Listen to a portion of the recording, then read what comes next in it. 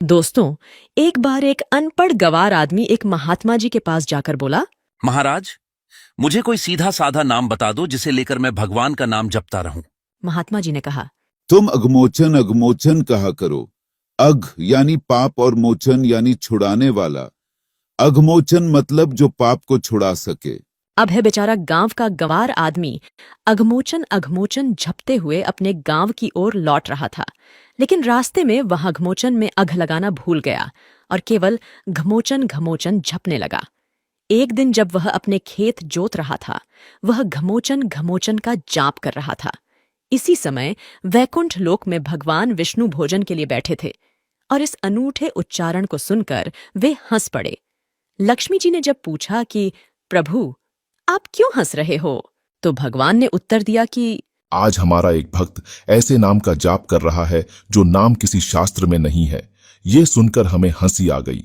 लक्ष्मी जी ने तब इच्छा व्यक्त की कि प्रभु, तो हम भी उस भक्त को देखेंगे और सुनेंगे कि वह कौन सा नाम जप रहा है। विष्णु और लक्ष्मी उस खेत की ओर बढ़ चले जहां किसान घमोचन घमोचन का जाप करते हुए अपने हल से खेत को जोत रहा था। उनके पास ही एक गड्ढा था। भगवान ने खुद को उस स्थल पर छिपा लिया। वहीं देवी लक्ष्मी उस भक्त के पास पहुंचकर पूछी, हे भाई, तुम यह घमोचन घमोचन क्यों रटे जा रहे हो? उन्होंने एक बार बोला, 2 बार बोला, 3 बार बोला, परंतु उस किसान ने कोई उत्तर नहीं दिया। उसने सोचा, अगर इसको बताने लगूंगा तो मेरा जप भंग हो जाएगा। इसीलिए वह अपने जप में लगा रहा और कोई प्रतिक्रिया नहीं दी। लक्ष्मी जी ने जब बार बार पूछा तो उसको गुस्सा आ गया। गांव का गंवार आदमी तो था ही, इसलिए बोला, जा, तेरे पति का नाम ले रहा हूं, तुझे क्या। लक्ष्मी जी चकित रह गईं, सोच में पड़ गईं कि किसान ने उन्हें कैसे पहचान लिया।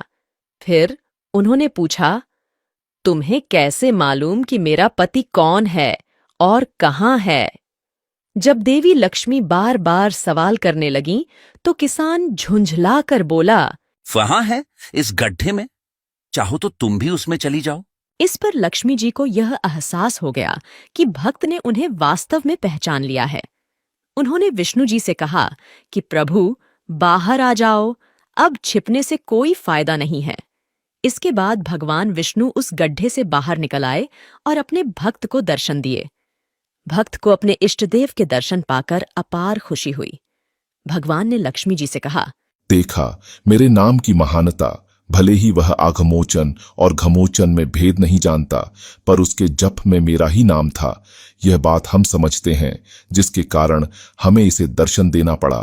यह दर्शाता है कि भगवान का भक्त शुद्ध अशुद्ध टूटे फूटे शब्दों में या गुस्से में भी भगवान का नाम लेता है, तब भी भगवान का मन उससे मिलने को लालायित हो उठता है और वह खुद को भक्तों से मिलने से रोक नहीं पाते।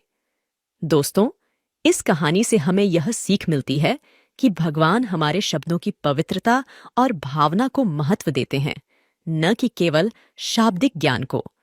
इसलिए आइए हम भी अपने इष्ट देव का नाम हर समय, हर परिस्थिति में शुद्ध भाव से स्मरण करें।